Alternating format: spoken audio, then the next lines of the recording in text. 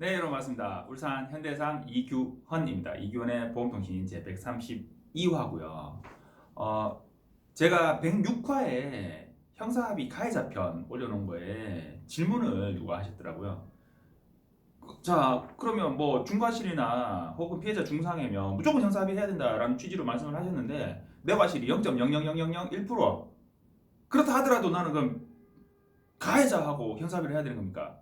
이렇게 질문을 하셨어요. 자, 질문에 대한 답변을 적어 드리려고 보니까 애매해.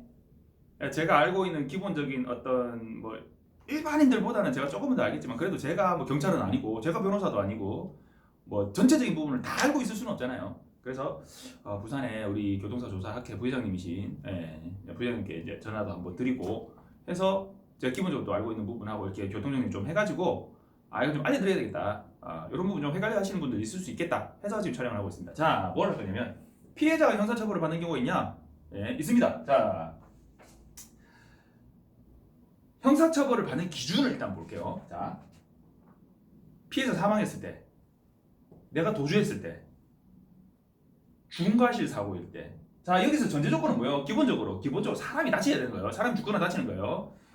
형법 제268조 중과실치사상죄 과실치사상죄 내가 그 과실로 사람을 죽거나 다치게 한 경우 그게 전제가 되는 거예요. 자, 거기서 종합보험 미가입 내가 종합보험을 안 들었을 때 내가 운전한 차가 종합보험이 안 될 때입니다.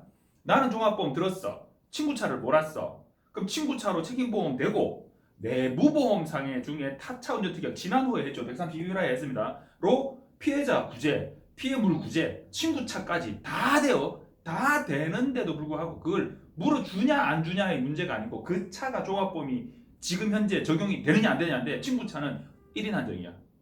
종합보험 안 되는 거잖아요. 그럼 형사처벌 되는 거예요. 자, 그리고 피해자 중상일 때 형사처벌 됩니다. 형사처벌 되는데 요 세 개는 합의 여부에 상관없이 형사처벌이에요. 요 중상에는 합의되면 처벌 못해요. 안 하는 게 아니고 못해요. 조건이 합의하면 처벌 못하는 걸로 돼 있어요. 자, 이렇게 해서 요 네 개가 형사처벌이 되는 상황인데, 자, 내가 피해자인데도 불구하고 가해자가 사망했을 수도 있잖아요, 그죠? 자, 그럴 수 있고 내가 피해자인데 도망갔어. 왜 갔을까요? 술 처먹었겠지. 이거는 좋은 말 안 써도 돼. 술 처먹었겠지. 자. 그런 경우 있을 수 있죠. 자, 중과실 사고인데 내가 중과실인데 내가 피해자다. 그런 경우가 있을 수 있겠죠. 신호가 있는 사거리인데 예를 들면 차량 신호가 다 들어오고 나는데 전체적으로 횡단보도 신호가 들어오는 예를 들어서 그런 사거리가 있다 칩시다. 그런 경우가 있거든요. 근데 거기서 둘 다 빨간불인데 달려오다가 사고 났어. 둘 다 신호 위반이잖아요. 자, 그럼 중과실, 나도 중과실, 니도 중과실인데 가피가 있냐? 있어요. 그 중에서도 가해자 피해자가 나뉘어져요. 나뉘어지는데 극단적으로 나뉠 거냐? 막 9대1 막 나는 0.0001%고 너는 99.999%고 그렇지는 않을 거 아니에요. 그죠? 그거는 그놈이 그거든. 자, 그런 사고 있을 수 있고 종합보험 미가입 내가 종합보험을 가입하지 않았는데 내가 피해자인데 상대방이 가해자인데 그러면 내가 이걸 형사합의를 해야 되느냐? 자, 내가 피해자인데 가해자가 중상이에요. 자, 이런 경우 형사처벌 받냐? 받습니다. 형사처벌 받아요. 자, 그러면 내가 가해자한테 내가 합의해 주세요 해야 되냐? 해야 됩니다. 원칙은 해야 됩니다. 자, 봅시다. 둘 다 중과실일 경우 있을 수 있겠죠. 근데 둘 다 중과실이면 어떻게 돼요? 예를 들면 신호위반 대 중앙선 침범 이런 사고 있을 수 있어요. 그죠? 신호위반 대 중앙선 침범. 그리고 신호위반 대 신호위반. 그다음에 어떤 경우 있었을까요? 과속 대 중앙선 침범. 이런 사고들이 있을 수 있어요. 자, 둘 다 중과실일 때는 과실이 극명히 나니까 안 나닐까요? 극명히 안 나뉘어. 근데 경찰들의 교통사고 나면 일단은 1차적으로 딱 가는 데가 경찰서잖아요. 경찰들의 형사처분 지침은 뭐냐면 가해자만 처분해라. 가해자만 처분해라라고 되어 있어요. 원칙은 원칙은. 근데 여기서 가해자라는 건 뭐냐면 여러분들 착각하시면 안 되는 게 뭐냐면 피해자라는 개념하고 형사처벌이라는 개념은 개념이 완전히 다른 거예요. 피해자라는 개념은 뭐냐면 과실이 적다는 거죠. 이 과실은 어떤 개념이에요? 형사처벌의 개념이에요. 민사적으로 물어주는 개념, 물어주는 개념이에요. 이거는 민사적인 부분이에요. 민사적인 부분. 내가 얼만큼 물어줄 거냐, 많이 물어줄 거냐, 적게 물어줄 거냐, 요거예요. 네가 과실이 맞냐, 내가 과실이 맞냐, 이거는 민사적인 부분이고, 형사처벌이라고 하는 부분은 형사적인 부분이죠. 전혀 별개의 문제예요. 전혀 별개의 문제예요.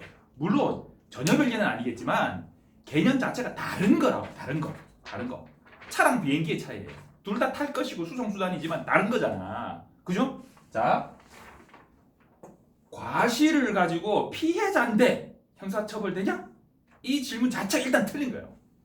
뭐냐면 이 사람이 한 행위가 형사처벌을 받을 행위냐 아니냐를 따져야 되는 거예요.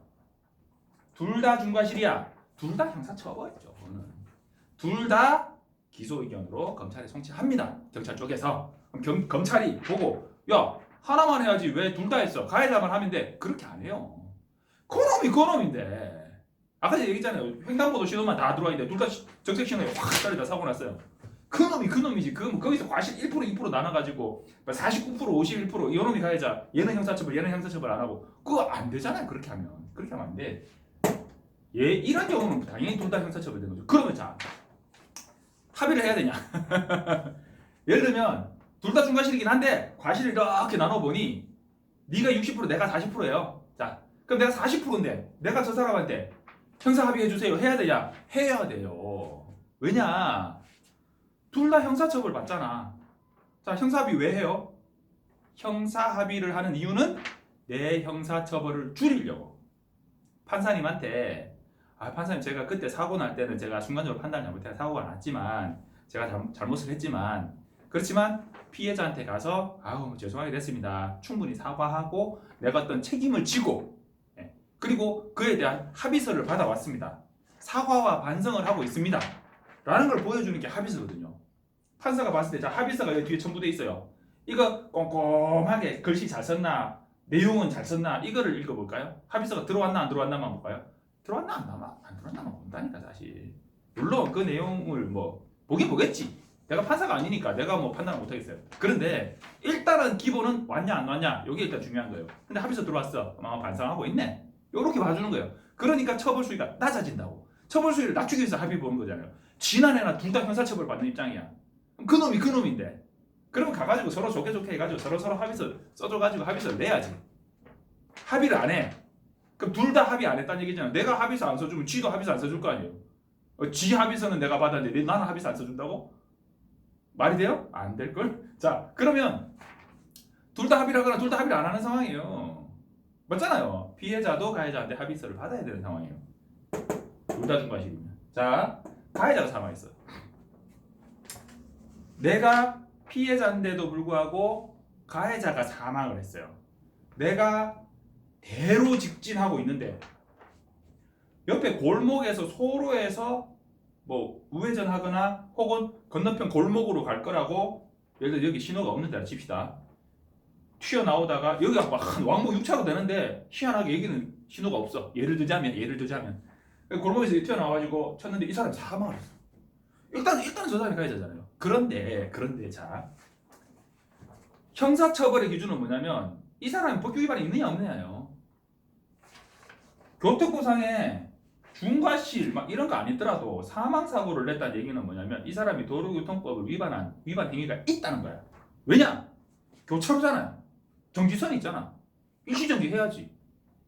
뭐라고? 너는 일시정지 다 하고 다니냐고? 그러진 않지. 그렇지만 적어도 골목에서 나오는 차가 있을지도 모르니까 내가 교차로라고 하면 속도를 좀 줄여준다든지 내가 정말 충분히 주의를 다 했는데 그런데 사고가 나서 가해자가 사망했어. 그럴 경우는 그럼 어떻게 돼요? 내 책임이 있어 없어? 형사적으로는 야 니는 블랙박스 영상을 보니 네가 이 정도로 주의를 해서 갔는데도 불구하고 저 차가 그렇게 나와서 사고 난 거면 너는 형사적으로는 책임이 없다 라고 될 수가 있어요. 그런데 그러면 어떻게 돼요? 검사한테 넘어가고 법원까지 넘어가서 판사가 뭐라 하냐면 검사가 기소유예 기소를 아예 안 해버리거나 혹은 판사가 그 선고유예 선고를 안 해버리거나 혹은 무죄. 뭐가 무죄냐? 네가 과실이 없다는 거냐? 그게 아니고. 그래서 제가 처음에 얘기를 한 거예요. 피해자가 형사처벌 개념을 혼동한 거다. 이 질문은 뭐냐면 민사적인 부분과 형사적인 부분을 착각한 거예요.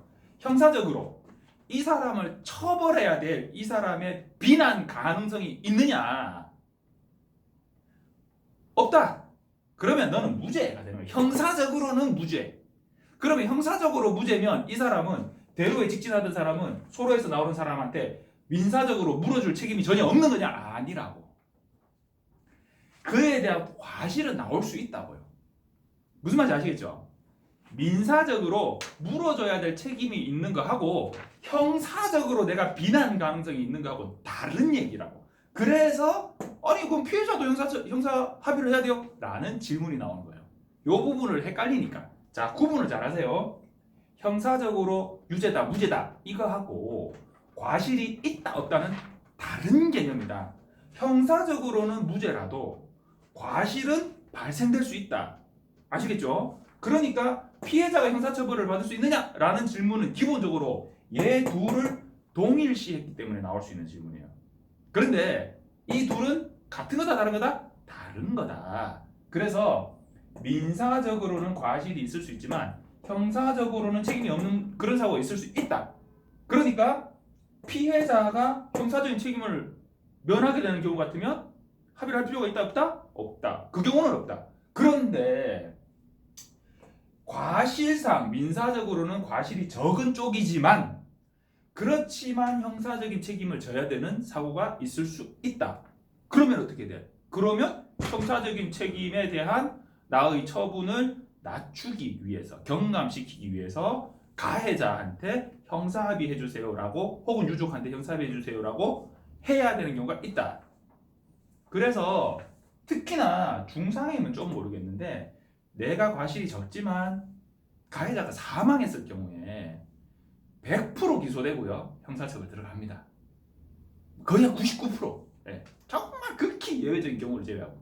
그렇기 때문에 사망사고가 발생하게 되면 나는 내가 과실이 더 적은데도 불구하고 형사합의를 해야 된다라는 어떻게 보면 그 사람 입장에서는 불합리한. 하지만 사망사고라고 하는 건 정말 큰 사고거든요. 사람을 죽인 거잖아. 내가 의도적으로 죽인 건 아니지만 그 유족들 입장에서는 우리 아버지를 죽인 놈이잖아. 저놈이. 우리 아버지가 뭘 잘못했어. 과실이 많아. 그걸 떠나서. 그렇기 때문에 형사와 민사 부분을 잘 구분해서 개념 정리를 하셔야 된다. 그 얘기를 했고요. 그래서 피해자가 형사처벌 받을 수 있다 없다? 있다. 그럼 피해자가 형사처벌을 받게 되면 가해자한테 합의서 써달라 해야 된다 안 해야 된다? 해야 된다. 뭐 안 하고 처벌 많이 받든지 뭐 그건 본인 알아서 하시고. 자, 유사함 2탄입니다. 지난주에 유사함 제가 12월 9일부로 그러니까 다음 주 월요일 그러니까 이 영상이 올라가는 그날 기준으로 이제 유사함 진단이 5천만 원까지 보상되던 게 가입이 가능하던 게 1,000만 원으로 줄어든다고 얘기했잖아요. 요거 일주일 연기됐어. 이미 타 손해보험회사에서는 12월 3일자 기준으로 막혔어요. 1,000만 원을 다 줄었어요. 줄은 데도 있고 아직 유지하고 있는 데도 있는데 다른 몇 군데에서 연장 결정을 했어. 그 현대해상이 이렇게 눈치 보고 있다가 야 우리도 연장 이렇게 한 거예요. 그래서 유사암 진단 흔히 말하는 예전에 우리가 이제 상피내암, 뭐 경계성 종양 그리고 기타 피부암, 경계성 종양이니까 상피내암이죠.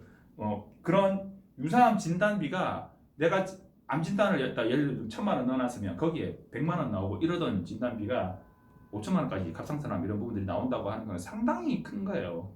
그리고 애들 같으면은 내가 기본적으로 보험이 있는데 이런 부분 좀 보완해 놓겠다 이러면 한 3, 4만 원대 정도로 설계가 돼요. 상당히 괜찮아요. 그러니까 여러분들 뭐 성인이든 혹은 자녀든 이런 부분 만약에 준비 안 되신 분 있다 하면 모르죠. 또 보험회사의 정책이라고 하는 게 뭐 몇 년 지나가 다시 또 5천만 원 해줄게 뭐 이럴 수도 있는데 그렇지만 그렇지 않는 경우도 많거든요. 예전에 있던 괜찮은 담보들 없어지고 그 이후로 계속 그때 드러났어야 되는데 라고 후회하시는 분들 진짜 많아요. 하니까 이런 부분들 없이다면 한번 고민해 보시는 것도 괜찮을 것 같아요. 자, 이견의 보험통신 132화 뭘 살펴봤냐면 피해자도 형사처벌을 받을 수 있다. 그러니까 우리가 말하는 민사적인 어떤 피해자. 그래서 내가 형사처벌 대상이 됐다라고 하면 일단 기본적으로 합의 대상이 되는 거다. 자, 그리고 유상 준비해 두신 게 좋다라고 말씀드렸고요. 갑자기 추워졌어요. 많이 추워요. 영하권으로 내려가고 울산 따뜻한 남쪽 나라 울산도 영하권으로 내려가는 이런 상황인데 이제 다음 주 되면 조금 풀린다고 해요. 그렇지만 방심하지 마시고 감기 조심하시고 안전운전하시고 얼마 전에 영상 뜬 거 있잖아요. 제가 이 링크로 걸어드릴게요. 그 밑에 블랙아이스 정말 조심하셔야 돼요. 블랙아이스 제가 한번 다루긴 할 건데 자 블랙아이스 다음에 제대로 다룰게요. 원래는 블랙아이스 다루려고 했는데 이거 질문이 올라가지고 그랬네요. 다음 주에는 최초로 예고입니다. 블랙아이스에 대해서 한번 다뤄보겠습니다. 감사합니다. 미리 안 꺼내놨어. 자, 즐거운 하루 되세요.